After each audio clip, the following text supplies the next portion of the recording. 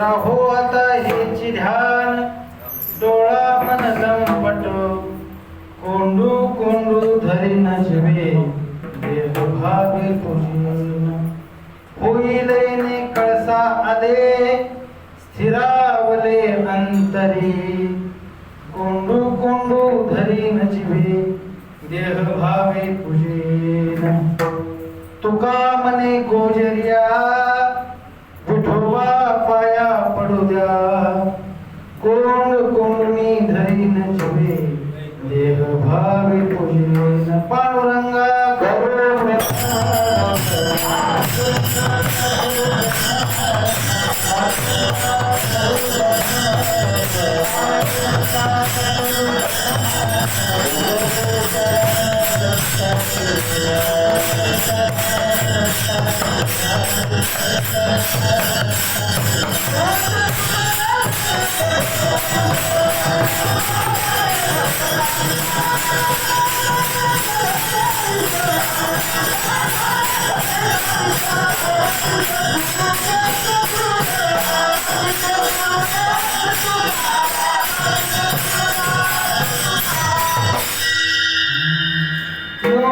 प्रविश्य मम वाचमिमां प्रसुप्तां सञ्जीवयत्यखिल शक्तिधरस्वधाम्ना अन्यांश्च हस्तचरणश्रवणत्वगादीन् प्राणान् नमो भगवते पुरुषाय तुभ्यं नमामि सद्गुरुं शान्तं सच्चिदानन्दविग्रहं पूर्णब्रह्मपरानन्दम् ईशं आनन्दिवल्लभं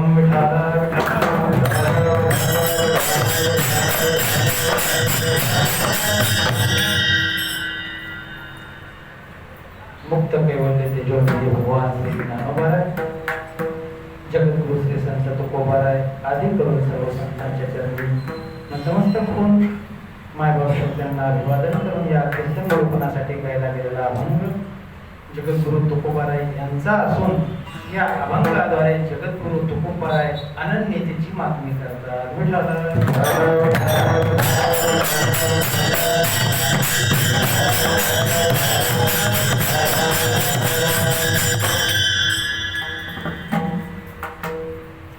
भगवान श्रीकृष्णाच्या जन्माष्टमी निमित्त हा चाललेला अखंड हरिनाम सप्ताह आणि सर्वात महत्वाचं उद्या ज्ञानोबारायांची ही जयंती आहे. अनेक दिवसापासून परंपरेने चालत असलेला हा कार्यक्रम आणि त्याच्यामध्ये सेवा करण्याची मला संधी मिळाली. माझं भाग्य आहे ज्यांनी या कार्यक्रमासाठी आवर्जून निमंत्रण दिलं. आदरणीय भाऊ सरदारराव महाराज भाऊ आणि आपण सर्वच पुस्तकर मंडळी जशी ज्ञानोबाराय तुकोबाराय बुद्धी देतील त्याप्रमाणे आपण अभंगाचा भाव करूया. विठ्ठल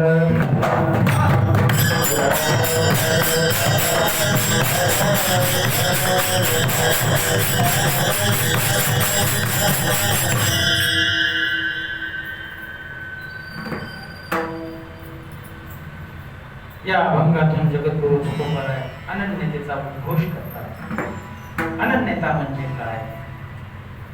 अर्थात वारकरी संप्रदायाचा अनन्यता हा प्राण. जगाच्या पाठीवरती वारकरी संप्रदाय असा संप्रदाय की तिथे काही तत्व प्रणाली त्यांनी तयार केली आणि त्या तत्व प्रणालीने ज्यावेळेस आपण जाऊ त्यावेळेस निश्चित मोक्षापर्यंत आपल्याला जाता येईल.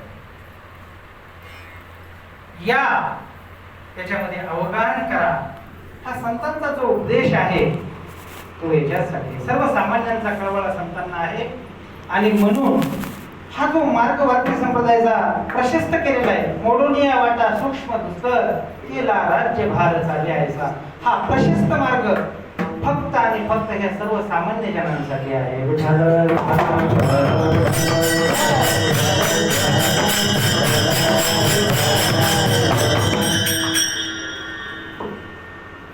संतांचे विचार अर्थात वारकरी संप्रदाय हा सोपर निरुपद्रवी संप्रदाय. अर्थात दुसऱ्याला उपद्रव झाला नाही पाहिजे. सोपर निरुपद्रवी दुसऱ्याचाही उपद्रव आपल्याला झाला नाही पाहिजे अशा अनुषंगाने चाललेला हा संप्रदाय आहे. विठ्ठल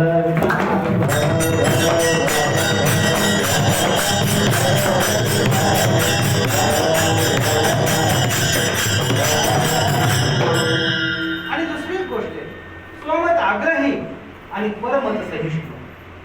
स्वतःचं मत आग्रहाने मांडणार आहे वारकरी संप्रदाय. आग्रहाने मांडतोय आपलं मत. आपल्या मताबद्दल त्यांनी कधी कुचराई केलेली नाही संप्रदायाने. सर्वांना या लहान थोर सर्वांसाठी दार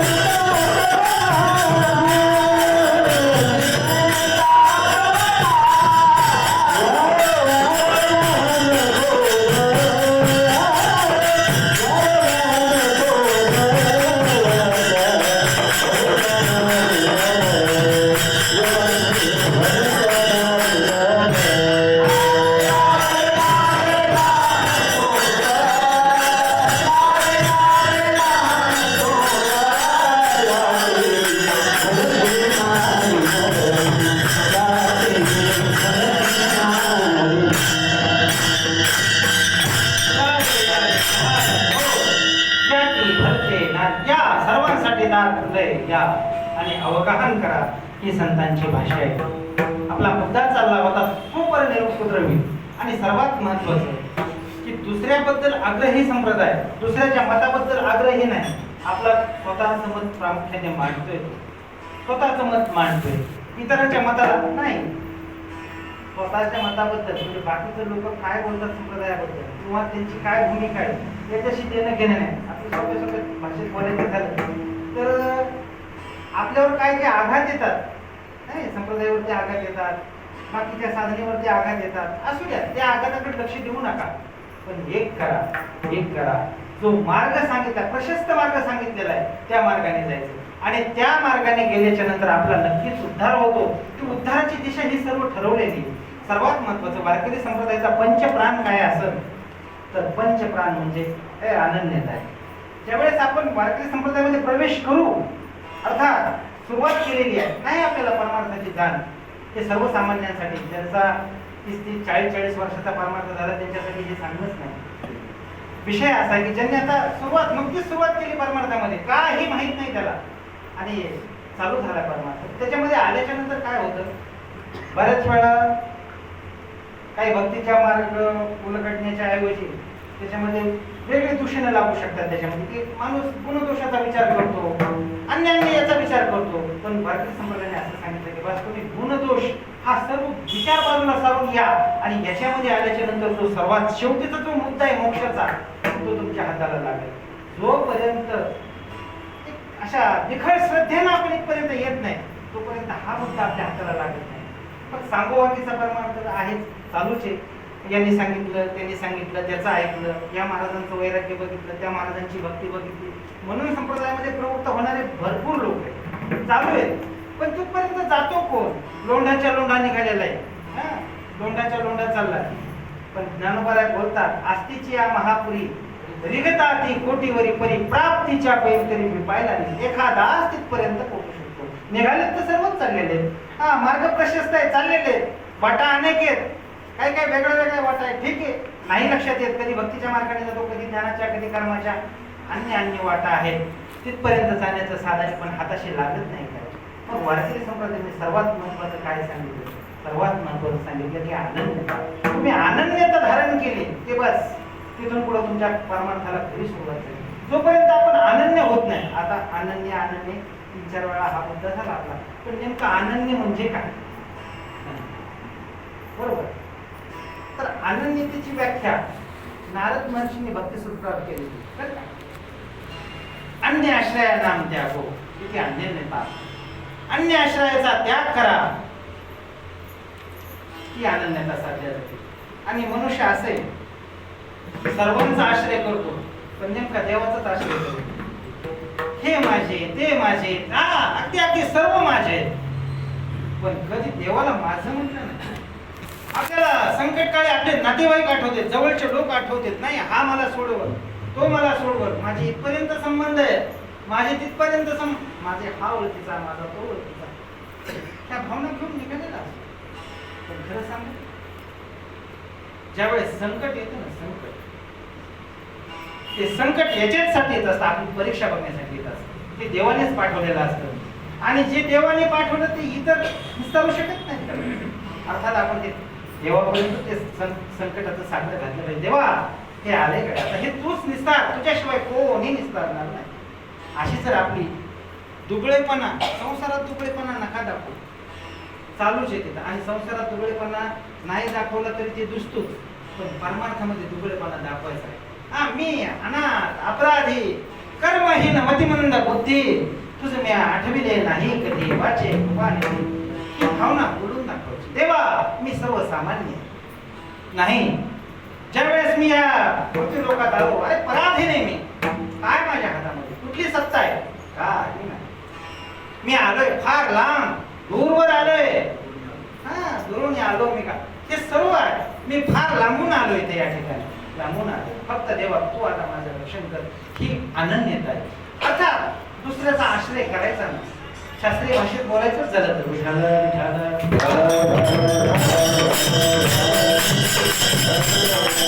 शास्त्रीय भाषेत बोलायचं झालं तर एक मुद्दा असा आहे, रूपाची अनन्यता, नामाची अनन्यता, तीर्थाची अनन्यता आणि देवताची अनन्यता.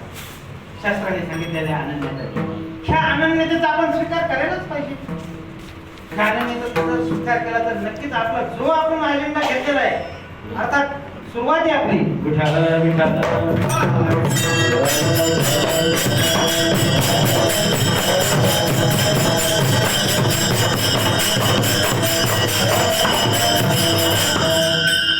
ह्या मार्गाने आपण तिथपर्यंत जाऊ शकतो. प्रत्येकाची एक अनन्यता आहे आणि वारकरी संप्रदाय अनन्यता प्रिय आहे. सुरुवातीचा मुद्दा जे बोलणं चाललंय आपलं तेच चाललंय की याच्यामध्ये अनन्यता लागते. शरण जायचं बस, त्याच्याशिवाय आपला कोणी उद्धार करणार नाही. ही भावना घेऊन आपण तिथपर्यंत पोहोचलो की नक्कीच देव आपला उद्धार करणार नाही. नक्कीच आपल्याला वारकरी संप्रदायाचे मार्ग सापडणार आहे. चाच पडतायत लोक अंधारामध्ये, चाच पडतायत, काय सुचत नाही त्यांना. हे हिंस्र श्वापद आहे. संसार म्हणजे काय, हे तो विषयाची दाट झाडी, काम क्रोधाची साखळी, सुकावणी आला पाणी सदवासनेच्या. तिथपर्यंत गेल्याच्या नंतरच तू म्हणजे त्यांना जर चुकवलं तर तिथपर्यंत जाता येतं, नाही तर एरवी जाता येत नाही. हेच चाललेलं आपल्याला मुद्दा चाललाय अनन्यता. अन्य आश्रयाला आम्ही त्यावर अन्याच्या म्हणजे अन्य आश्रयाचा त्याग करायचा आणि फक्त एक आणि एक देवाचा स्वीकार करायचा.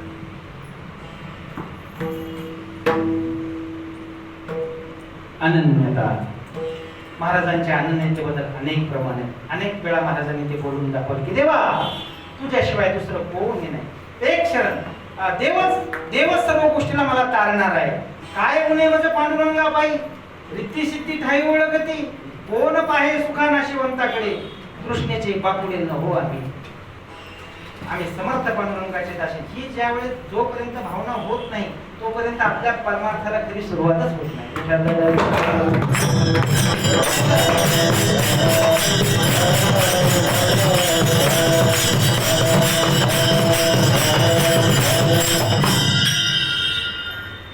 चाल स्वतःच्या मनाचा आग्रह.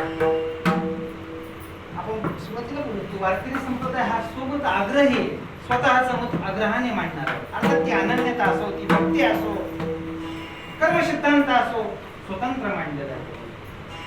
आणि माणूस स्वतःच्या मताबद्दल आग्रही पाहिजे का? इतरांचं मत लादून घेण्याचं काय कारण आहे? अरे ऋषीमुनी गेले, साधू संत गेले, त्यांनी जो मार्ग दाखवलाय ते या ठिकाणी घडले, कष्ट घेतलेत त्यांनी, रात्रंदिवस त्यांची तळमळ आहे की हा समाज उद्धारला पाहिजे, उद्धाराच्या दिशेने हे लोक निघाले पाहिजे. केली त्यांनी स्वमताचा आग्रह धरणारा वारकरी संप्रदाय. फार पूर्वी शाळेमध्ये मोहरा होता, त्याच्यामध्ये असं होतं पंचो की राय सर माथे पर. बारीक ऐकलं की लक्षात येईल. पंचो की राय सर माथे पर नाला येशे जायचा, असा एक मोहरा होता. 5-25 घराची वस्ती होती आणि एक दुराग्रह माणूस जरा साईडला राहत होता. त्याच्या घराकडून तो नाला येत होता. तो ह्या 25 लोकांच्या तिथून जात होता. बरं, त्या नाल्याचा फार त्रास, त्याची दुर्गंधी सुटलेली, घाण पाणी, डेंगू, मलेरिया, मच्छर, सर्व त्रास होऊ लागला. मीटिंग बसवली लोकांनी आणि त्याला समजून सांगितलं, हे तुझं जे घाण पाणी येते, सांडपाणी येते, जरा त्याला आवर, हा नाला जरा बंद कर, जरा दुसरीकडून वळव. पण तो दुराग्रही होता. त्यांनी सांगितलं, नाला इथूनच जा, आम्हाला त्रास होतोय, तो तुमचा प्रश्न आहे, मला काय त्याचं देणं घेणं नाही. आणि निघून गेला. लोकांना वाटलं बाबा समजून सांगितलं, काय ऐकायला तयार नाही हा. लोक पंचाकडे गेले, त्यावेळेस पंचायत असायची, पंचाकडे गेले, सर्व तक्रारी मांडल्या. कोणी सांगते त्या नाल्याची दुर्गंधी सुटली, काय अन्य तक्रारी सुरू केल्या, त्याच्यापासून आम्हाला रोगराई उत्पन्न झाली. काही करा, पण तो नाला बंद झाला पाहिजे. पंचांनी पंचायत बोलवली, सर्व लोक गर्दी खचाखच. आता पंच काय निर्णय देणार, लक्ष लागलेलं. पंचायतीमध्ये पण बाकीचे लोक आपलं आपलं मत मांडत होते की त्या नाल्याचा आम्हाला काय त्रास. सर्वांचे मत मांडून झाले आणि जो आपल्या मतावर ठाम असतो का, तो चलबिचल करीत नसतो कधी, तो ठाम असतो. आपल्याला तेच करायचं, आपल्याला तेच बोलायचे, असा ठाम असतो. मग ते सुरू चलबिचल, हे 25 लोक त्यांच्या पद्धतीने बोलतायत. पंचांचा विचार करायचा, आता गेला निर्णय काय द्यायचा. त्याला सांगितलं, बाबा की हा नाला तू बंद कर, तुझ्यामुळे 25 लोकांना त्रास होतो.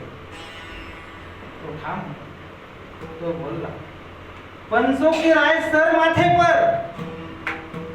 पंचांनी जो निर्णय दिला त्या निर्णयाला माझा साष्टांग दंड होते, पण नाला तिथूनच जाणार.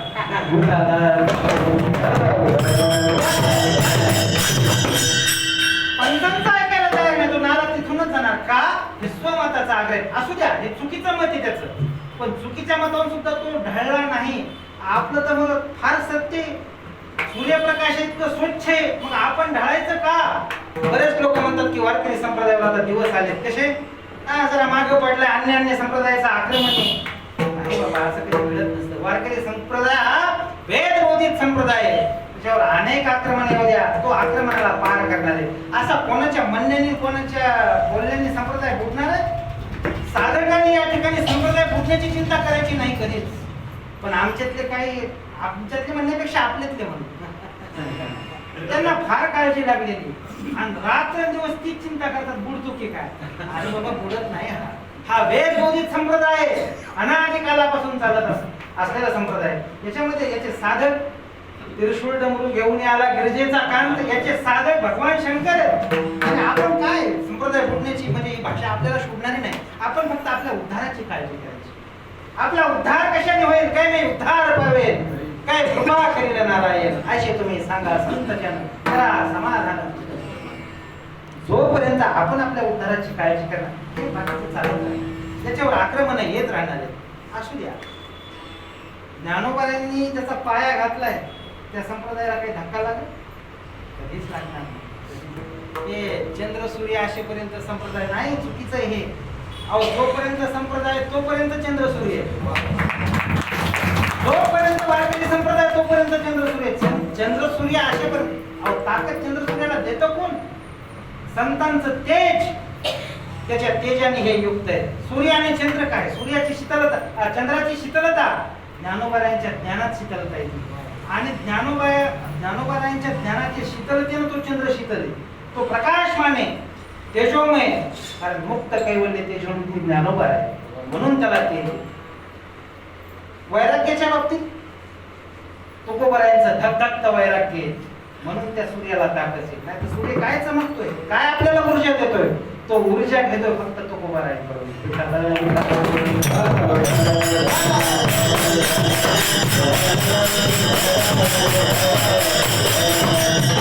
मला वाटतं आपण फक्त आणि फक्त आपल्या उद्धाराची काळजी करायला पाहिजे. संप्रदायाने जे दंड घातले त्या नियमानुसार आपण चालायला पाहिजे आणि त्या नियमानुसार केल्याच्यानंतरच आपला उद्धार. त्याच्याशिवाय आपला उद्धार नाही. आपण बाह्य गोष्टीची चर्चा करूच नाही, कधीच करू नये. वारकरी संप्रदायाची दिव्य साधना कीर्तन, वारकरी संप्रदायाची फार मोठी जाज्वल्य साधना कीर्तन. त्यांनी काय होतं, कीर्तन चांग होय अंग हरिरूप. हरिरूप होण्याचं साधन म्हणजे कीर्तन आहे. पण दुर्दैव आहे आपलं कीर्तन संस्थेचं, ह्या कीर्तनावर चिकित्सा होऊ लागल्या जातात. लोक म्हणतात कीर्तनाचं शुद्धीकरण करायचं. कीर्तनाचं कुठं शुद्धीकरण असतं का हो? त्याच्यामुळे आपल्याला शुद्ध व्हायचंय, कीर्तनाचं शुद्धीकरण करायचं नाही. पण दुर्दैव आहे त्या कीर्तन संस्थेचं. एक गोष्ट सांगू का, आतापर्यंत जेवढे आक्रमण झाले, आपला परवा विषय पण झाला, जेवढे आक्रमण झाले तेवढे अहंकारापायी झाले. आपल्याकडं विजयाची क्षमता असून सुद्धा कधी कधी आपला अहंकार तिथं आडवा आला आणि आपला अहंकार आडवा आल्यामुळे आपला नाश झालेला आहे. अशाच पद्धतीचं की करायचं कोणी, पुढे जायचं कोणी, दिशा दाखवायची कोणी नाही. आम्ही साधू आहेत, हा साधुत्वाचा अहमपणा त्यांचा जागा झाला. काही लोकांनी असं केलं की नाही आम्ही वैराग्यवान आहेत, आम्हाला त्याची गरज नाही, ते समाजापासून दूर पळाले. काही लोक असे आहेत की त्यांना देणं घेणंच नाही या गोष्टीचं. पण जे ठराविक संत आहेत अर्थात त्यांनी मार्ग दाखवला, त्यांचं जाज्वल्य निष्ठा, त्यांचं वैराग्य आपल्याला दिशा दाखवते. आज दुसरी धर्मामध्ये जाऊन आज 20-22 वर्ष झालीत मोबाईलला, बरोबर. पण आणखी त्यांच्या तेजाने आपला हा संप्रदाय चाललेलाच, आपला परमार्थ चाललेलाच. आता ही दिशा देणारे संत, ही दिशा दाखवणारे संत महत्वाचे. आपलं स्वतःचं भाग्य म्हणजे नाही. ज्ञानोबाराचं ज्ञानी होते.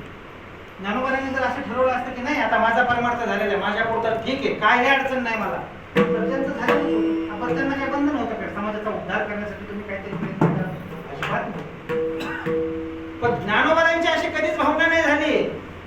त्या काळातले जे बाकीचे संत मंडळी होते त्यांना संत ज्ञानोबारांनी बहाल केलं, तुम्ही अभंगाची निर्मिती करा, तुम्ही हे संप्रदायाचा एक भाग बना, तुमचं हे लिखाण असू द्या, ज्या योगे त्या सर्वसामान्य जनांचा उद्धार होईल.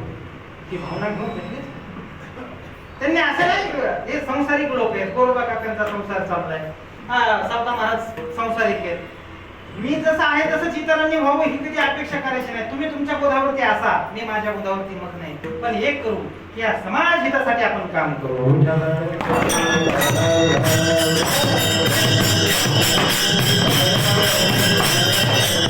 ज्ञानोबारांनी आपल्याला साधना दाखवून दिली, जे तुकोबारांनी साधना दाखवून दिली, जो सावता महाराजांनी आपल्याला कर्मयोग दाखवून दिला, नामदेव महाराजांनी भक्ती, हे तत्व असे विखुरलेले होते, विखुरलेले होते.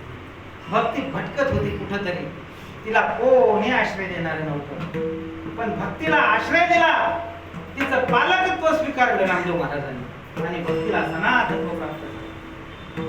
ज्ञान असंच भटकत होते, कधी इकडं कधी तिकडं, कधी ऋषिकेशला, कधी हरिद्वारला, इकडं खाली काही येतच नव्हतं, भटकत होतं. पण ज्ञानोबारांनी त्याला पालकत्व दिलं, त्याचा स्वीकार केला आणि त्याला सनातत्व प्राप्त करून दिलं. फक्त आणि फक्त ज्ञानोबारांनी. वैराग्य म्हणजे असे हे तत्व आहेत. निष्ठा भटकत होती, त्या निष्ठेला पालकत्व दिलं आणि त्याला सनात बनवलं.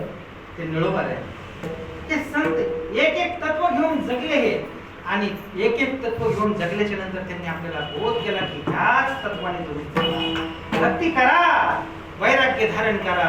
अर्थात नुसती भक्ती नाही चालणार, त्याच्यासाठी तुम्हाला ज्ञानाची जोड पाहिजे. नाहीतर नुसती जर भक्ती करीत राहतो ती भक्ती आंधळी होईल.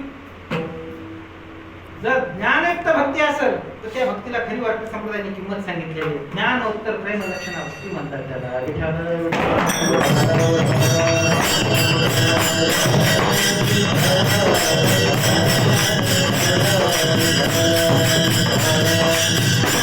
जे सर्व करत असताना ज्ञान संपादन करायचं, भक्ती पाहिजे आपल्याला. मग बाकी हे तप धरलं पाहिजे नाही याने. त्याच्यासाठी काय पाहिजे, हे टिकलं पाहिजे, त्याच्यासाठी काय पाहिजे. ज्ञानोबाराय बोलतात, विरक्ती वाचून काही ज्ञानाशी तज्ञेची. विरक्ती असेल तरच ज्ञान होतं, नाहीतर पोकळ ज्ञानालाही काही अर्थ नाही. आता मोठी गफलत आहे बरं का. ज्ञान कसं आहे, आपण जे आता रोजचा चाललाय व्यवहार आपला, हे ज्ञान नाही, माहिती. माहितीच्या आधारे चाललंय हे जगच, माहितीच्या आधारे चाललंय. इथं ज्ञान कुठे? ज्ञान ज्ञान कशाला म्हणायचं?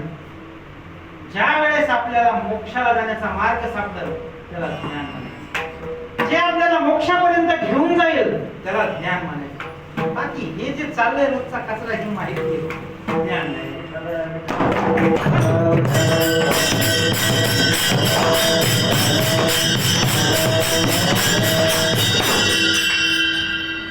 ज्ञान, भक्ती, वैराग्य ह्या सर्व गोष्टी, हे सर्व तत्व अंगीकारायचे असतील तर त्याच्यासाठी अनन्यता लागते. अनन्यता. आणि त्या अनन्यतेचे 4 रूप देवाचे संप्रदायाने स्वीकारलेले आहेत. एक रूपाची अनन्यता आहे, बरोबर, एक देवतेची अनन्यता आहे, एक नामाची अनन्यता आहे आणि एक तीर्थाची अनन्यता आहे. टप्प्याटप्प्याने जर विचार केला तर अगोदर आपण नामाची अनन्यता बघू. नामाची अनन्यता म्हणजे एकच नाम, त्या विठ्ठलाचं नाम, त्याच्याशिवाय दुसरं काहीच नाही. शतखंड माझी होईल रचना, जरी या वचना पालटेल. माझ्या जिव्हेचे 100 तुकडे होत जर माझं दुसऱ्याचं नाव माझ्या मुखाला आलं तर ही तुकोबारांची भाषा आहे. याला अनन्यता म्हणतात. दुसऱ्या देवाचा स्वीकार नाही. शेंदरी हेंदरी दैवते कोण ते बोललेत महाराज, बोललेत. आणि गाथा, बरं का, गाथा म्हणजे अनन्यतेचा कळस आहे. कळस गाथ्यासारखी अनन्यता दुसरीकडे कुठंच सांगितली. अनन्यतेचं शास्त्र म्हणजेच गाथा आहे.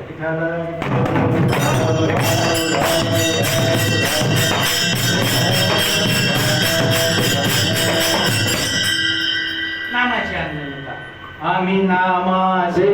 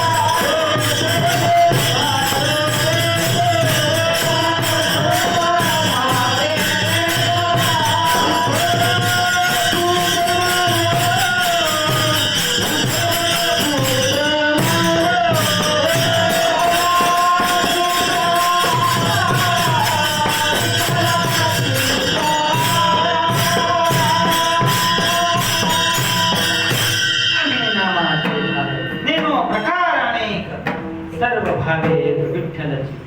त्याच्याशिवाय दुसरं बोलू शकत नाही. विठ्ठल एकच प्रमाण, दुसरं पूर्ण त्याला अनन्यता म्हणायचं, की नामाबद्दलची अनन्यता आहे. नाम खेळवायला नाम मोकळं तर जसं आता आपल्याला केलं नामाने मोकळं. फक्त तिथं आल्याच्या नंतर असं मोकळं व्हायचं, नामाने अंतःकरण मोकळं होतं. मोकळं चांगली गोष्ट आहे की नामाने अंतःकरण तर मोकळं होतं, नामाने अंतःकरण मृत्यू होतं. मृत्यू होतं नवनीतासारखं. वारकरी संप्रदायातली नामसाधना का श्रेष्ठ मानलेली? पहिल्या दिवशी आपण नामाचा विचार करतो. का का सांगितलं तसं? एक गोष्ट आहे की नामाने अंतःकरणाची शुद्धी होते.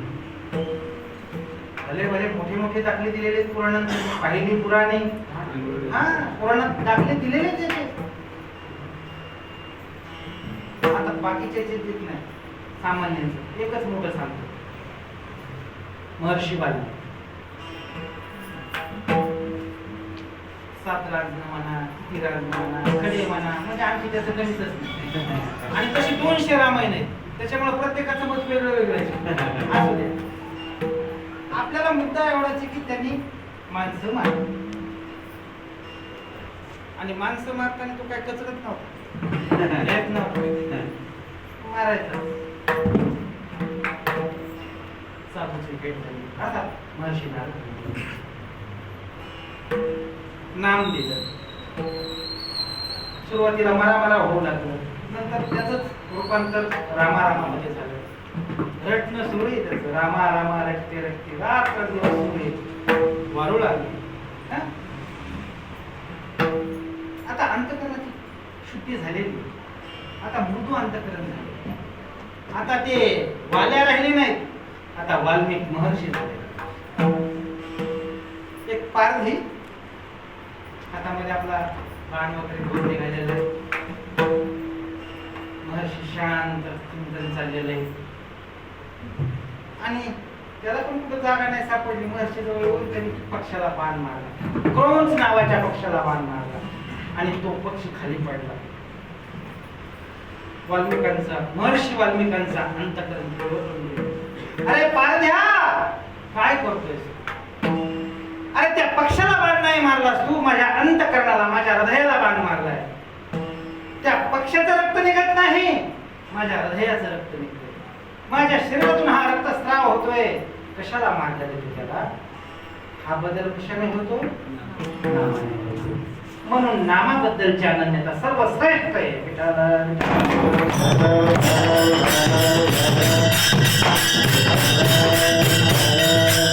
अनेक गोष्टी साधल्या जातात.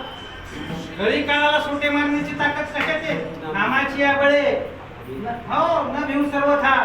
घडी काळावर पाय देण्याची ताकद फक्त आणि फक्त नामाची. म्हणून वारकरी संप्रदायाने जी अनन्यता ना 4 मुद्दे सांगितले, त्याच्यापैकी ही पहिली अनन्यता आहे, नामाची अनन्यता. सांगितलेली नामनिष्ठेने या तुम्ही, तुमचा उद्धार झाल्याशिवाय राहणार. बाकी तुम्हाला काय करण्याची गरज नाही. जर भगवंताचं तुम्ही नाव घेतलं, सारखं नामस्मरण केलं, तर तुमच्या उद्धाराची दिशा त्यांनी ठरवलेली. कारण मोक्ष देणं कोणाच्या हातात आहे? ज्ञानोबाराय बोलतात, मोक्ष फार कठीण आहे, तो काही इतका सहज नाही. मोक्ष दुरात देखील परी तो तुझे आराधी पाय, तू धाडील तेथ जाय पायी पोचायचा. त्याच्या हातात आहे मोक्ष देणं आणि तो सारखा कुठं जाऊ मालक, कुठं पाठवताय अशी आर्जवा करतोय भगवंताविषयी. बोलतोय तो मोक्ष, कुठं जाऊ सांगा, तू धाडील तेथ जाय पायी पोचायचा. म्हणून त्याचं नामस्मरण करायचं.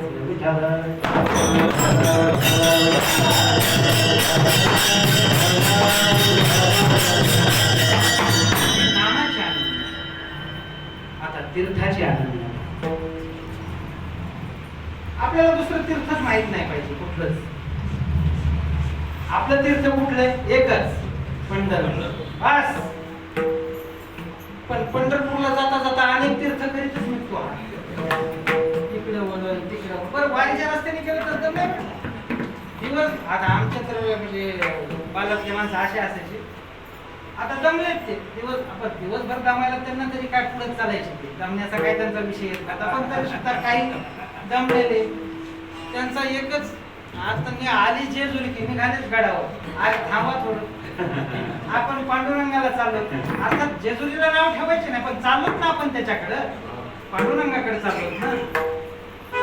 ती वाट सोडायची नाही. पुढे गेले की म्हणजे कुठं कृष्णा महाराजांना गेले, कुठे मोठ्या महादेवालाच गेले, कुठे छोट्या महादेवालाच गेले, चालूच असतं. मग शेवटी पांडुरंग ही आपली निष्ठा. आपल्याला एकच पूर माहित पाहिजे, आपल्याला कोल्हापूर नको, आपल्याला गाणगापूर पण नको.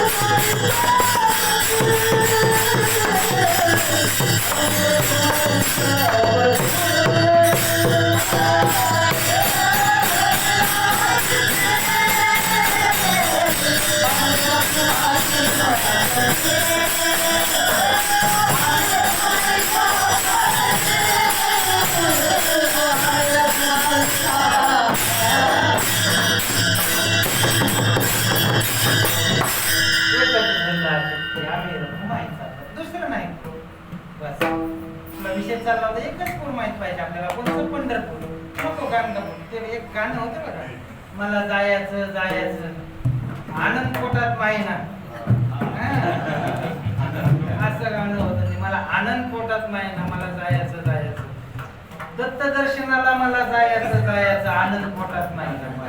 नाही ठीक आहे, असू द्या, ही श्रद्धा त्यांची मान्य आहे आपल्याला. पण आपण असं म्हणा, आपण असं बोलायचं, विठू दर्शनाला जायचं जायचं आनंद पोटात माहिना. विठू दर्शनाला जाण्यासाठी आपल्या पोटामध्ये आनंद असा मावला नाही पाहिजे. ही तीर्थाची आनंद आहे, तिथपर्यंत जायचं आपल्याला. शास्त्रामध्ये 3 गोष्टी सांगितलेल्या, विष्णूच्या महाठिकाणं सांगितले. एक तिरुपती, एक उडुपी, एक पंढरपूर. उडुपीला अन्न ब्रह्म म्हणतात, उडुपीला अन्न ब्रह्म म्हणतात. तिरुपतीला वित्त ब्रह्म म्हणतात आणि पंढरपूरला नाद ब्रह्म म्हणतात. नाद.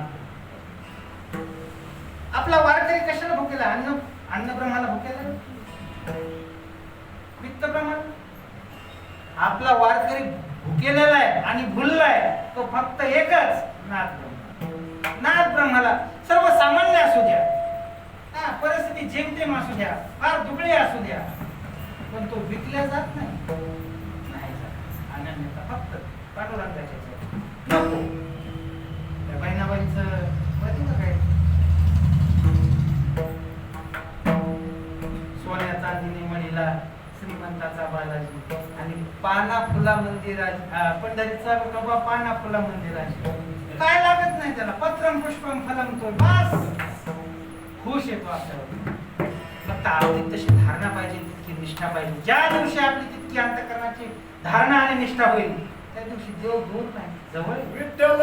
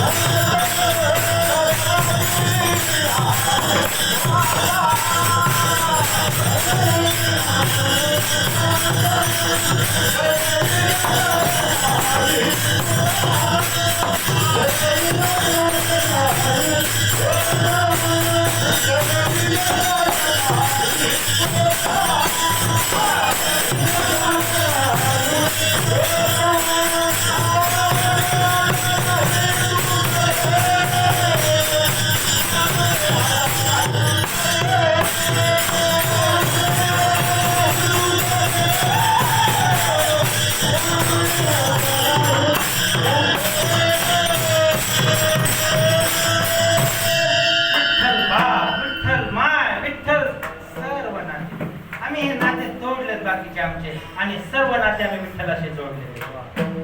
त्याच्याशिवाय कोण आहे? विठ्ठल माझी माय आम्हा सुखावणे काय, विठ्ठल माझी आई. आणि ही जर धारणा केली तर जवळ, सर्व जवळ आहे आपल्याला, फार दूर काहीच नाही. की तीर्थाच्या आनंदाचा मी सांगत होतो आपल्याला. उदंड पाहिले, खूप पाहिले, खूप ऐकले, पण पंढरपूर सारखं नाही बरं, कुठलंच नाही. आपण बाहेर त्यावेळेस तीर्थयात्रेला जाण्याचा योग असतो, 100 फुटावर त्या देवाचं दर्शन असतं आपल्याला, काय समाधान असतं त्याच्यामध्ये. पण आता इतके पैसे घालवलेले असते, समाधान मानवावंच लागतं. बरं ते एक गोष्ट अशी की आपल्यापेक्षा लोकांना समाधान जास्त झालं पाहिजे. जे घरची काय पाहिलं, अवसरच पाहिलं, फार जवळ. काय काय तर लोक असं म्हणतात की बालाच्या हसल्यासारखंच दिसला मला. अरे नाही, कसा दिसत तुला बालाच्या हसल्यासारखा, ज्या मनाची प्रसन्नता तिथे गेल्यावर जरा नाही का, असं काय नसतं. आपल्याला दुसऱ्याला सांगायचं असतं, तिकडचं कौतुक इकडे येऊन सांगायचं असतं. पण खरं सांगू पंढरपूर दुसरं नको, पण नाही तिरुपती नको आणि उडपी नको, आमचं फक्त पंढरपूर. म्हणजे ते काय नाही त्याला, ज्यावेळेस अन्नब्रह्माचा विचार केला जातो, अन्नब्रह्म हे काय, जैविक सुद्धा भागवत तेवढ्यापुरते तेवढे निवडते वित्त, फार फार तर ह्या जन्माचं आपलं कल्याण झालं असं समजू आपण. पण हे नाथ ब्रह्म आहे ना, आपल्याला जन्म मृत्यूच्या फेऱ्यातून बस सोडवणार आहे, त्याच्या व्यतिरिक्त दुसरं सोडूच शकत नाही कोणी आपल्याला.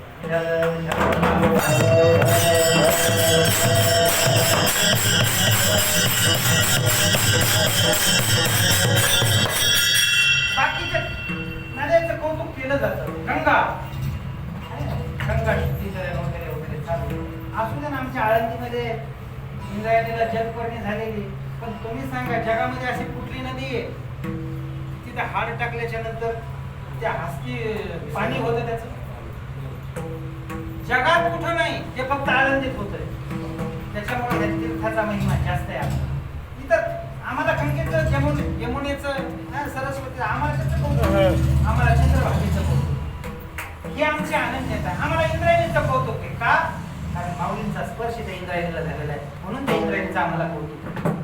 हे आपली तीर्थाचे आनंद, तीर्थक्षेत्राचे आनंद आणि दुसरे देवताचे आनंद. देवताचे देव विठ्ठलच आपला देव, बाकी नामामध्येच अर्थात ही देवतेची आनंदता येते. आणि सर्वात महत्वाचे जे ज्या योगी आपल्याला आता अभंगामध्ये प्रवेश करायचा, अभंगाचं द्वार या ठिकाणी किती रूपाचे आनंद, नामाचे आनंदता बघितली आपण, देवतेची आनंदता बघितली, तीर्थाची आनंदता बघितली, आता आपल्याला रूपाची आनंदता बघितली. रूप, त्या रूपासाठी काय काय केलेलं, अनेकांनी आपल्या प्राणाची आहुती दिलेली. देवा तू दिसला पाहिजे, तुझं त्या अगमलित नेत्र भुरळ घालता येते. ज्यावेळेस तुझं एखादं रूप बघितलं, कारण एखादं काम अनंत रूपे अनंत वेशी, अनंत रूप आहेत तुझे, पण ते नाही भावत रे आम्हाला कुठलं रूप भावतंय, तुझं अगमलित नेत्र आहेत तुझे, तुझे हात कमरेवरती आहेत, तुझे समपाय आहेत, हे रूप आम्हाला भावत रे देवा, हे रूप भावत, ते दाखव, ते दाखव, ते दाखव असं म्हणण्यासाठी संतांनी कितीतरी असे अभंग दिले आहेत. अभंगाचे अभंग देऊन त्या रूपाबद्दलचा विरह झालेला, देवा तू कधी भेट देशील, एकदा ये भेट दे, तुझं ते रूप दाखव, त्याच्याशिवाय आम्हाला समाधान लाभणार नाही बरं देवा. भक्तिशास्त्रामधला प्रसंग, राधेचा शेवटचा काळ सांगितला.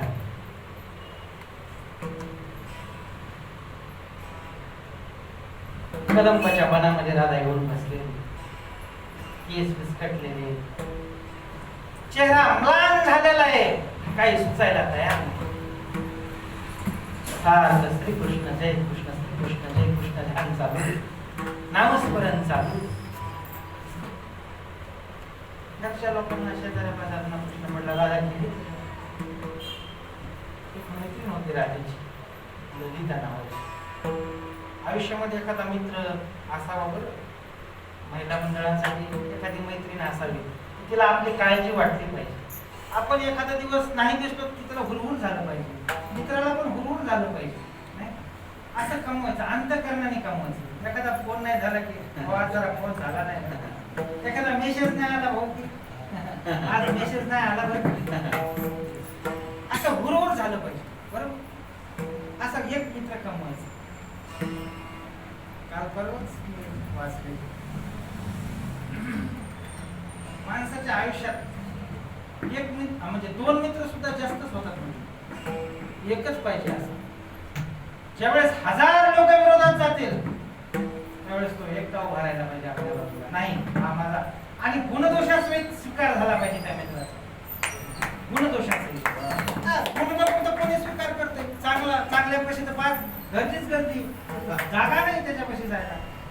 पण कधीतरी असं पण जरा उन्हाळे जरा नाही माणसात आणखी त्याला त्या प्रवाहात घेऊ असं पाहिजे बरं. असा एखादा तरी मित्र पाहिजे, त्याला आधार देता आला पाहिजे आपल्याला. राधा दिसत नाही.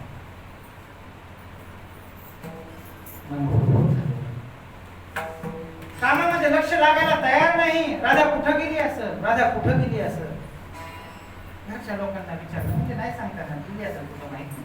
कारण सध्या तिची अवस्था फार विचित्र झाली. रात्रंदिवस ते कृष्ण भजनामध्ये दंग आहे, आणि भजनामध्ये दंग झाल्याच्या नंतर घरच्या लोकांना त्याचा फिटका राहील.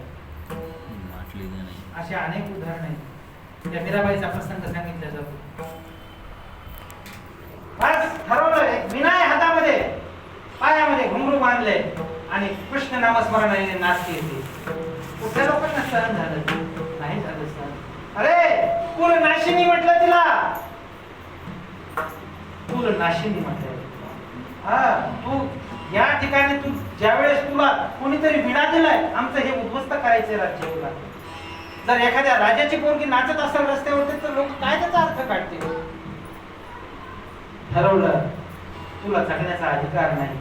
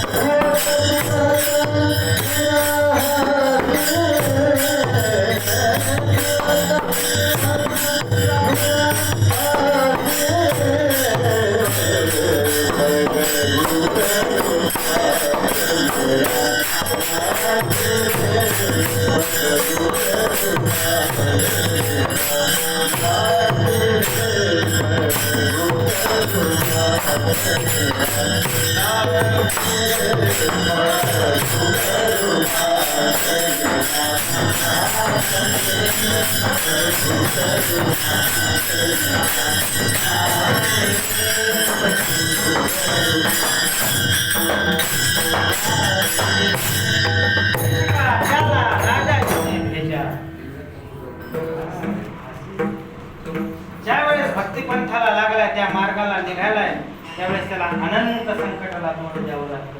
म्हणजे मीराबाई असो, तुकोबाराय असो, मीराबाईच्या वाटेने चालणारे असो किंवा तुकोबारांच्या वाटेने चालणारे असो, प्रत्येकाला दुःखाचा सामना करावाच लागतो.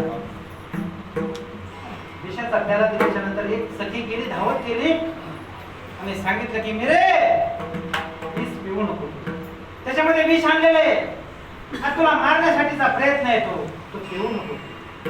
त्यावेळेस मेरा आहे साधूचा अंतःकरण, दुर्जनाची बुद्धी कधी साधूला कळत नसते. मीराबाईने सांगितलं सखे तू काय बोलतेस?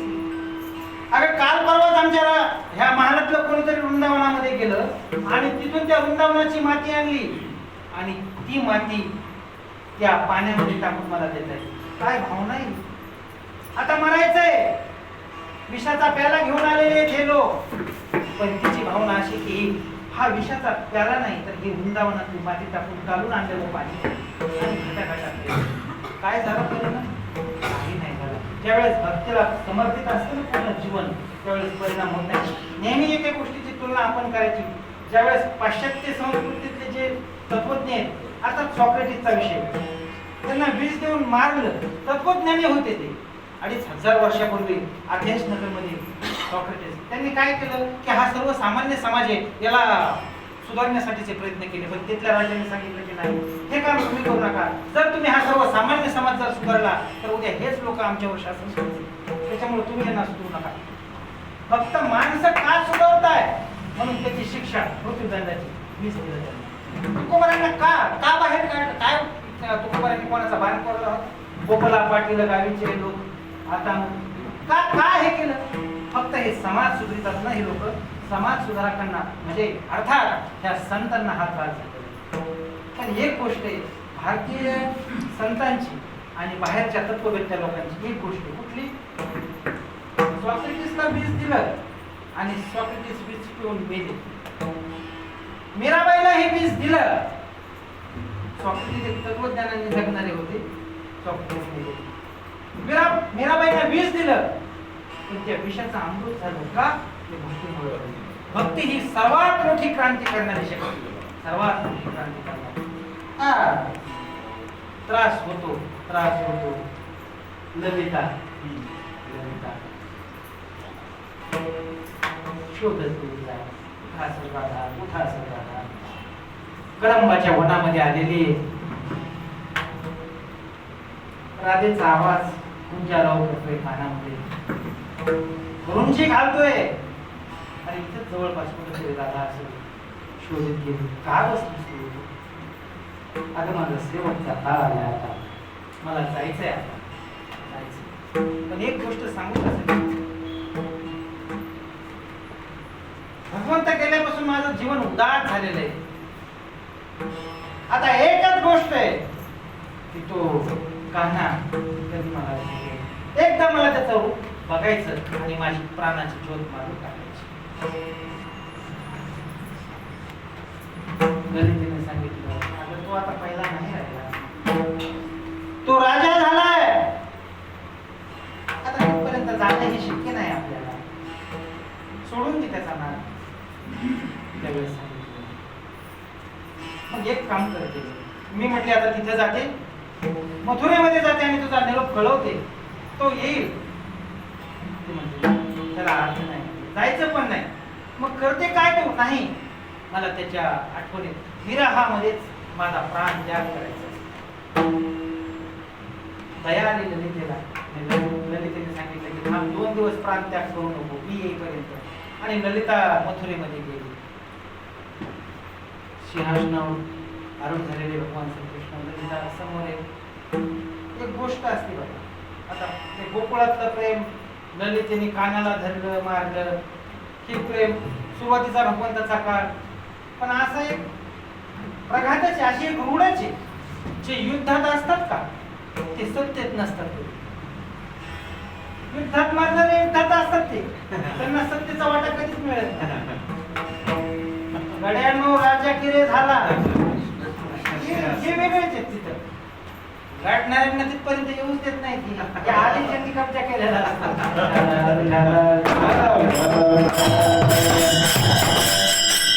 जे लढायत असतात ते सत्तेच नसतात आणि भगवंताच्या समोर सर्व कोंडाळ्यात भगवंत उभे. बस आता तेच लोक ताबा घेतलेला भगवंताचा. कोणीतरी सांगितलं की स्त्री आली. भगवंतांनी पण मोठ्या आविर्भावात सांगितलं, बोल ललिते, काय म्हणणं आहे तुझं? देवा, अरे राधा तुझी आठवण काढली, तिचा शेवटचा काळ आलाय, आता काही घडीची सोबती जाणार आहे, मग तुला यावं लागेल. तिला म्हणावं आता शेवटचा काळ आला तर जा ना, आता कशाला माझी वाट बघावं. आणि इतकं जर सहन होत असेल तरच प्रेम करायचं, नाही तर प्रेमच करायचं. कोण म्हणतं नाही समर्पित करा. आपली जर पूर्ण समर्पणाची तयारी असेल तरच समर्पित व्हायचं, नाही तर समर्पित व्हायचं नाही. आणि पुढच्यातून अपेक्षा करायची काय? प्रेमामध्ये एकच गोष्ट आहे, पुढच्यातून अपेक्षा करायची नाही कधी. आपल्याला जेवढं समर्पित होता येईल तेवढं समर्पित व्हायचं. ते हे भावाने समर्पित, जीवाने समर्पित. पुढच्याने माझ्यासाठी काय केलं हे कधी प्रशब्दाने उच्चारायचं नाही, उच्चारच करायचं नाही. त्याचा तुम्हाला कोणी सांगितलं कोणाला हृदय द्यायला? देऊ नका. काय अडचण का? एक भक्त ना, त्याला अनेक भक्त येते हृदय, त्याला प्रेमाची लालसा बघून घेईल, तो निर्माण करेल तो. पण आपल्याला ज्यावेळेस भगवंताला हृदय द्यायचं ना, त्यावेळेस बस त्याच्याकडून कशाची अपेक्षा ठेवायची? तो बोलल, तो आपल्या स्वप्नात येईल का कधी? त्याचं तो मनोहर रूप आपल्याला नाही दाखवलं. अरे आनंदाचा जन्म एक गोष्ट आहे. आपण ज्यावेळेस भक्तीची सुरुवात करू ना, त्यावेळेस आपल्या डोळ्यात पाणी आलं पाहिजे. बरं, तर भक्तीची सुरुवात करायची, प्रारंभ. भगवंताचं नाव काढल्याबरोबर आपल्या डोळ्यात पाणी आलं पाहिजे.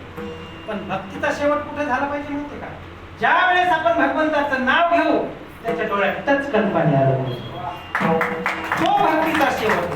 त्याला भक्ती म्हणतात. सुरुवातीला आपल्या डोळ्यात पाणी, आणि आपली भक्ती पूर्ण झाली हे कसं ओळखायचं? भगवंताच्या डोळ्यात पाणी.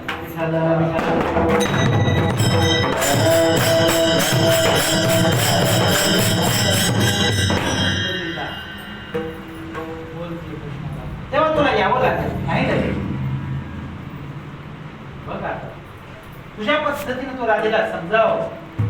आता मात्र मी येऊ शकत नाही.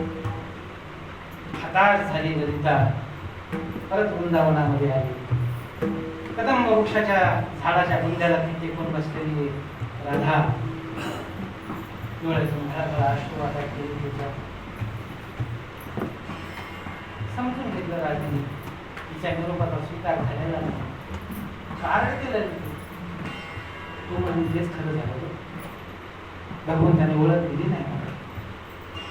तुला तर म्हटलं होतं जाऊ नकोस, तू कशाला गेलीस तू? मला वाटतं अगं लहानपणी त्याचा स्वभाव वेगळा होता, पण आता फारच बदलला नाही. येणार भक्तिशास्त्राने राधेच्या मुखात बसलो. नचाया तर कृष्ण होती सखी तवाग कथमिदाम उधामा उधेमे कुरुपरम्मा उत्तर प्रियम तमालस्य स्कंदे विनहित भुजा वल्लरियम यथा वृंदारण्य चिरम विचला तिष्ठति तनु. भक्तिशास्त्र बोलतंय, अर्थात तो राधेचा श्लोक आहे. राधेच्या मुखातून भक्तिशास्त्र बोलतोय. ललिते तो येत नाही आता. आता एक काम कर, नचाया तक कृष्ण हो. आता तू येत नाही ना, नाही होत, पण एक काम कर, माझी उत्तर क्रिया कर आता तू. अगं मेलेल्या माणसाची उत्तर क्रिया करायची असते, तू आणखी जिवंत आहे, कशासाठी तुझी उत्तर क्रिया करायची नाही? आता तो येत नाही, मला जायचंय, माझा शेवट करायचा आहे. आता तुला उत्तर क्रिया करावं लागेल. काय करावं लागेल? काय नाही म्हणते. ज्या मी झाडाच्या बुंद्याला टेकून बसले तो तमाल वृक्ष आहे, आणि त्या तमाल वृक्षाचा रंग आणि भगवंताचा रंग सारखा आहे. एक काम कर, माझे हात आहेत ना त्या तमाल वृक्षाला बांध, त्याच्या गाठी बांध. कर्कचून आवळ मोडले तरी चालतील, त्याचे तुकडे पडले तरी चालतील, काही हरकत नाही, पण त्याला कर्कचून बांध. त्याने काय होईल सांगू तुला? अरे त्याच्या रूपाच्या आसक्तीमध्ये मला म्हणायचंय. ज्या वेळेस तू हे हात बांधशील आणि माझा प्राण जाईल, त्यावेळेस मी त्याला भेटल्याचं समाधान होईल. त्या रूपाला मी मिठी मारून गेले याचं समाधान मला होईल. तू आता मात्र ते कर. याला म्हणायचं रूपाची आसक्ती, याला म्हणायचं रूपाची अनन्यता. विठाला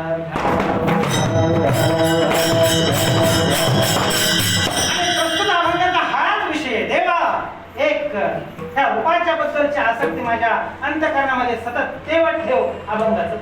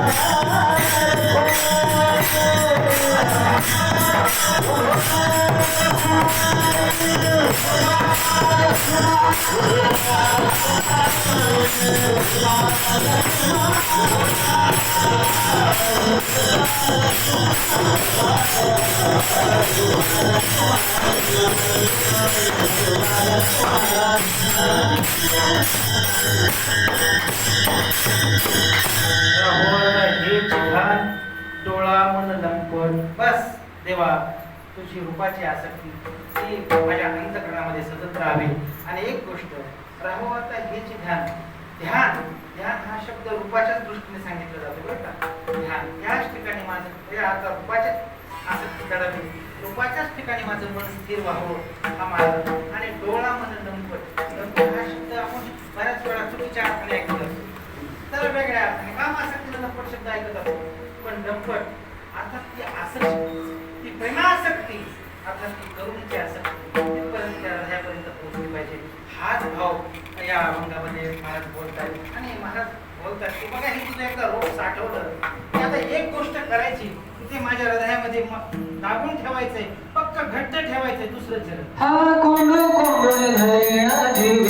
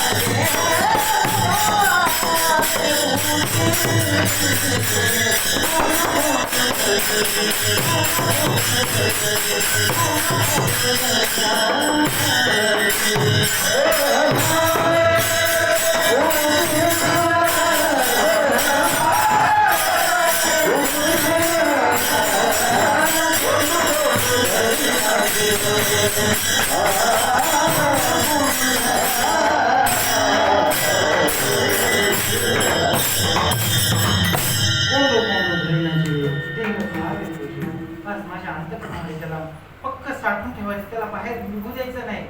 आणि मग काय आता अंतःकरणामध्ये जर नाम साठवलं, अर्थात ते रूप साठवलं, मग कशाची आवश्यकता पडत नाही. ते नाम, ते रूप सर्व इंद्रियाला त्याचं पोषण करतं, सर्व इंद्रियाला ताकद देतं. डोळे तुम्ही घ्यायला सुख, बस बस. नंतरचा एक विषय असा होतो, त्या नामाच्या आसक्तीनं रूपी जडले लोचन, पायी स्थिरावले मन, देहभाव हरपला तुझं पाहता विठ्ठला. ही अशी अवस्था होते. आणि एकदा का अशी अवस्था झाल्याच्या नंतर मग ते जीवन राहत नाही, ते जीवन पूर्णत्वाला जातं. अर्थात त्याला कळस म्हणतात. पूर्णत्वाला जाणं, आपल्या परमार्थाची इति कर्तव्यता व्हावी, परमार्थ हा पूर्णत्वाला जावा. बऱ्याच वेळा आपण मोठ्या मोठ्या कीर्तनकारांच्या मुखातून हेच ऐकलेलं असतं की संसार हा पूर्ण होत नाही आणि परमार्थ हा पूर्ण होतो. संसाराला कधीच असा कळस नाही, गजवरती काढलेले असतातच नाही का. पण परमार्थाचा एक विषय कळस झाला की पूर्णता, गज काढायची गरजच नाही कोणा, तिथं पूर्णता आहे परमार्थाची. होईल येणे कळसा आले स्थिरावले कांतले. बस एकदा आपल्या जीवनाची पूर्णता झाली. आणि हेच मागायचं, देवाला प्रार्थना हेच करायची की देवा बस आमचं जीवन हे पूर्ण व्हावं. आणि हाच ध्येय आपल्याला पूर्ण जीवन करण्यासाठी आपण बाकीच्या योनीमध्ये करू शकत नाही. अनंत योनी नाही का, अनेक दुःख भोगून आपण या ठिकाणी आलेलो आहे. पण इथं काय दुःखाची कमी शर्यत नाही, इथं अडथळ्याची भरपूर शर्यत आपल्याला. ती शर्यत पार करून आपल्याला पुढे जायचंय आणि आपलं इप्सित आपलं ध्येय साधायचंय. त्याच्यासाठी हा प्रयत्न आहे. आणि ज्या दिवशी आपण आपल्या ध्येयाने निघू, आपल्या जीवनाची पूर्णता करू, आणि करायचीच आपल्याला पूर्णता, आपण परमार्थामध्ये प्रवेश केलेला आहे. अशी कितीतरी माणसं आहेत की त्यांचा परमार्थामध्ये प्रवेश नाही, आणखी त्यांना परमार्थ म्हणजे काय, तो कशासोबत खातात हे सुद्धा माहित नाही, इतके दूर आहेत ते परमार्थापासून. आपण तर परमार्थाच्या ह्या प्रवाहात आहोत, आणि ज्या वेळेस आपण ह्या परमार्थामध्ये प्रवेश केलाय त्याच दिवशी आपली ध्येय निश्चिती झाली पाहिजे. मला परमार्थामध्ये काय साधायचंय, परमार्थात गेल्याच्या नंतर मला काय करायचंय हे आधी आपण निश्चित केलं ना की मगच आपण तिथपर्यंत जाऊ. परमार्थ सर्वात महत्वाचं की आधी ध्येय निश्चिती. मी उपोद्घातामध्ये हा विषय बोललो होतो. आपल्याला निश्चित करायचंय, आपल्याला कुठं जायचंय, कुठपर्यंत पोहोचायचंय ही निश्चिती जर आपण आताच केली तर आपण त्या ध्येयापर्यंत पोहोचू. जर आपल्याला पंढरपूरला जायचंय तर आपल्याला पंढरपूरच्याच गाडीत बसायला पाहिजे. आता आपण सदन आहेत, स्वतःच्या गाड्या आहेत, ठीक आहे, आपल्या गाडीत जरी बसलो तर आपला रस्ता पंढरपूरच्या दिशेने पाहिजे ना, त्या गाडीचं तोंड वळवलेलं पंढरपूरच्याच दिशेने पाहिजे ना. जर आपल्याला जायचंय पंढरपूरला आपण आणि वळवलंय तोंड लोणावळ्याच्या दिशेला, कसं होईल, हा प्रवास होणार नाही आपला. त्याच्यासाठी आपला तर आपण जो प्रवेश केलाय परमार्थामध्ये आलोत, आपण प्रवृत्त झालोत, अनंत जन्माची पुण्य आहे आपली, त्याच्याशिवाय घडत नाही. जन्मजन्माची आशेला पुण्य सांगली तरीच जिव्हाग्री येईल नाम श्रीरामाचे. श्रीरामाचं नाव सहज घेऊ शकत नाही, त्याच्यासाठी अनंत जन्माची पुण्य. ज्ञानोबा बोलतात पुण्य पोषिले असाधारणे, अनंत जन्माचं पुण्य असल्याशिवाय आपल्या परमार्थामध्ये प्रवेश नाही. परमार्थामध्ये आपला सहज प्रवेश नाही. काही लोक आवडीनं परमार्थामध्ये येतात आणि काही लोक पूर्व पुण्याने येतात. आवड तरी का निर्माण होती, ती पूर्व पुण्यामुळेच आवड निर्माण होते, आणि पूर्व पुण्याने आपल्याला आवड निर्माण झाली, आपला परमार्थामध्ये प्रवेश झाला.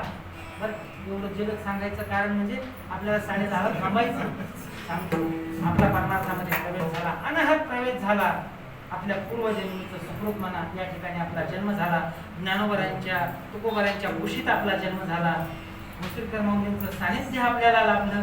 बरोबर, आपल्या जीवनाची इतकी कृतज्ञता होणार आहे. आपण जे ध्येय घेऊन या परमार्थामध्ये निघालो ते आपल्याला नक्की मिळणार आहे. का?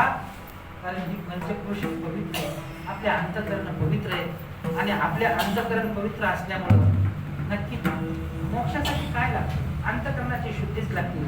आणि त्या अंतःकरणाची शुद्धी आपली दानाने झालेली आहे, अंतःकरणाची शुद्धी आपल्या नामाने झालेली आहे. कारण असा एक पण दिवस नाही, आता असू दे हा काळ असा आहे, पण याच्या अगोदरचा एक पण दिवस असा नाही की आपल्या पंचक्रोशीतून आळंदीला मधुकरी गेली नाही. आणि ती मधुकरी तुम्ही काय अशा येड्या गबाळ्या माणसाला देत नाही की जे साधक ज्ञानेश्वरीचं तिथं पारायण करतात, ज्ञानेश्वरीचं अनुष्ठान करतात.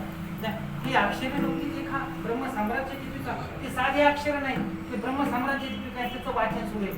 ज्ञानोबारांचं म्हणजे अर्थात त्या ज्ञानेश्वरीचं वाचन नाही, त्या गाथ्याचं वाचन नाही, तर ज्ञानोबारांच्या हृदयाचं वाचन आहे, तुकोबारांच्या हृदयाचं वाचन आहे. आणि जे तुकोबारांच्या आणि ज्ञानोबारांच्या हृदयाचं वाचन करतात त्यांना आपला अन्नदान जातो, त्यांना आपली मधुकरी जाते. नक्कीच आपले अंतःकरण शुद्ध आहे. हीच शुद्ध भावना घेऊन आपल्या आयुष्याचा कसापर्यंत आपलं आयुष्य केलं पाहिजे. समर्पण देवाच्या ठिकाणी आपल्याला करायचंय, आणि त्या गोजिऱ्या विठोबाला एकच मागणी मागायची, देवा आता एक कर, तू सावळा सुकुमार आहेस, कुठलंही ध्यान करा. ध्यान फार महत्वाचं आहे, ध्यानाची अवस्था फारच महत्वाची. शास्त्रांनी सांगितली, पुराणांनी सांगितली, आपल्या साधू संतांनी ते सांगितलं की ध्यान करा. तो आता तुम्ही जर माझ्यासोबत ध्यानाचा प्रवास केला तर नक्कीच आपण त्या भगवंताचं चांगलं ध्यान करू. सहज प्रवास आहे हा, सहज प्रवास आहे. त्या भगवान कन्हैयाचे एक पाय सरळ आहे आणि एक पाय त्यांनी चिरपा ठेवलेले आहे. त्याच्या पायाचे नख स्फटिकाप्रमाणे दिव्य आहेत, त्याचे चरण कर्दळीच्या गाभ्याप्रमाणे त्यांनी पिवळा पितांबर धारण केलेला आहे. त्याची कमर ही सिंहाच्या कमरेप्रमाणे लवचिक आहे, त्याचं उदर हे त्रिवेणीने युक्त आहे, त्याची नाभी अतिशय सखोल आहे, त्याचं वक्षस्थळ विस्तीर्ण आहे, त्याचा कंठ दैदिप्यमान शंखासारखा आहे, त्याचे अनोखे अतिशय मोहके, त्याचे ओठ उंदूर फुलासारखे लाल आहेत, त्याचे दात रत्नांच्या ओळी ठेवल्याप्रमाणे आहेत, त्याचे गाल अतिशय दिव्य दिसतात, त्याचा नासिकाग्र सरळ आहे, डोळे त्याचे कमला समान आहेत, डोळ्या धनुष्याकृती आहेत, मस्तक अतिशय विस्तीर्ण आहे, त्याच्यावरती मलयागिरी नावाचं चंदन लावलेलं आहे, केशराचा टिका दिलेला आहे, त्याचे काळे भोर केस उडत आहेत, वरती वैरपुच्छी त्यांनी धारण केलेला आहे, हातामध्ये बासरी धारण केलेली आहे, आणि बासरी आपल्या आधारावरती म्हणजे ओठावरती लावलेली आहे, आणि ती ओठावरती बासरी लावलेली आहे. त्या बासरी ध्वनित करते, त्या बासरीतून ध्वनी बाहेर पडतोय. ए भक्तांनो, तुम्ही अनाथ नाही तर तुम्ही सनाथ आहात. क्लीम क्लीम क्लीम असा आवाज येतोय. आपल्या भक्तांना ते आश्वासित करतायत, तुम्ही अरे हिमालयासारखे दुःख येऊ द्या, हा भगवान तुमचे दुःख दूर करण्यासाठी देशा म्हणून सबूत ठरता मृत्यू संसार सागरात. तुम्ही या संसार सागरामध्ये गटांगळ्या खात असताल तरी त्याच्यातून बाहेर काढण्याची ताकद माझी. ही धारणा आपण करायची आणि त्या गोचर्या विठोबाला एकच प्रार्थना करायची की हा तुका म्हणे गुजरिया विठोबा पायावर द्या ज्ञानेश्वर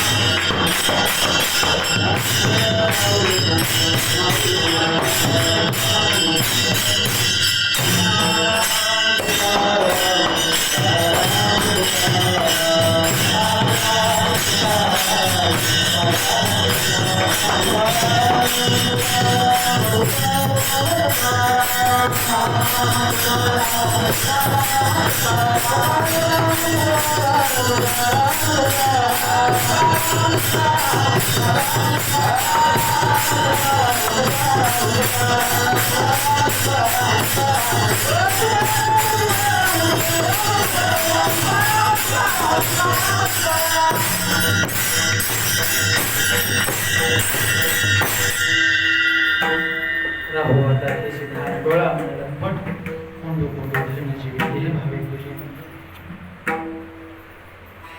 आज या ठिकाणी ही सेवेची संधी मला उपलब्ध करून दिली सर्वांचा मी आभारी आहे. तुम्ही भगवंताचे 4 नाम तुमच्याकडे आले त्याचं काही चिंतन करता आलं अशीच भगवंताने ही सद्बुद्धी द्यावी आणि हा स्नेह दीर्घकाळपर्यंत दीर्घकाळ म्हणजे शेवटचा श्वास असेपर्यंत टिकावा हीच मनोकामना व्यक्त करायची. कोणच नाव सर्वच माझ्या हृदयाची मंडळी आहात तुम्ही. तुमची निष्ठा तुमची श्रद्धा दुसरी तर आज येत नाही. अनेक दिवसापासून भगवंताची सेवा त्या सेवेचंच काय तोडकं मोडकं तुमच्या सर्वांचे चरणी ते विधित करायचं चरणी ठेवायचं मौलिक उभं आहे पंढरेश्वर महात्म्याच्या चरणी ठेवायचं आणि एकच माध्यम आहे तेव्हा हा खडतर काळ आहे त्याच्यातून आम्हाला लवकर बाहेर काढ एवढीच आणि ही विश्वासाठीची प्रार्थना आपण करायची. व्यापकतेने जीवन जगायचं किंबहुना तुमचे केले धर्म दिले तर माझे जीवन आहे.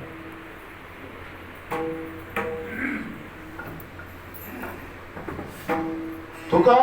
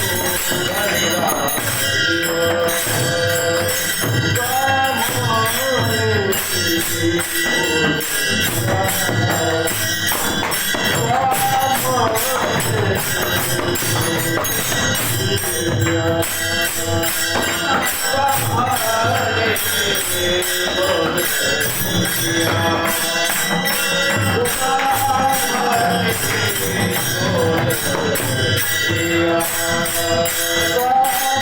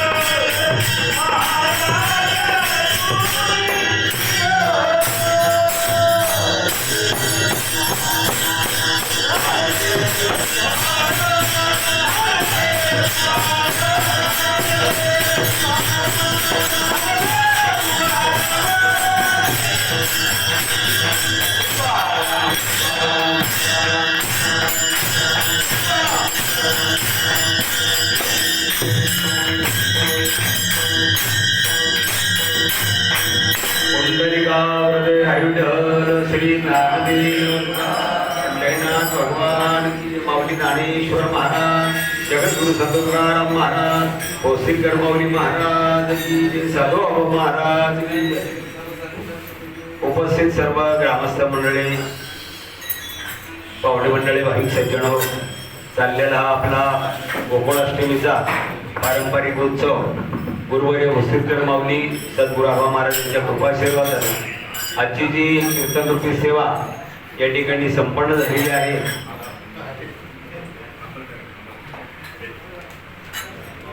आपल्या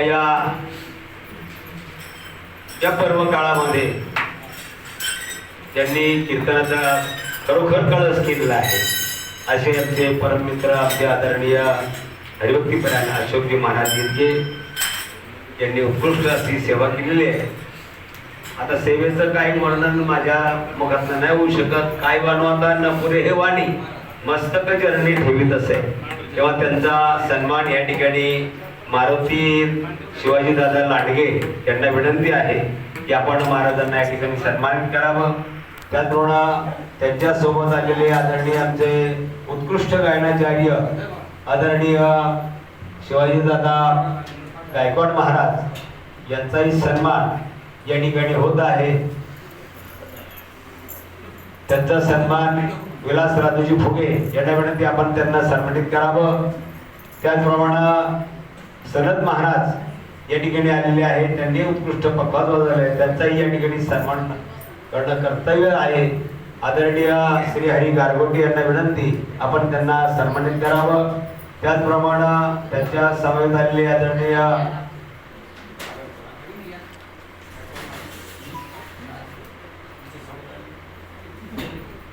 योगेश महाराज गोलक महाराज यांचाही सन्मान या ठिकाणी होत आहे. या गोलक महाराज या.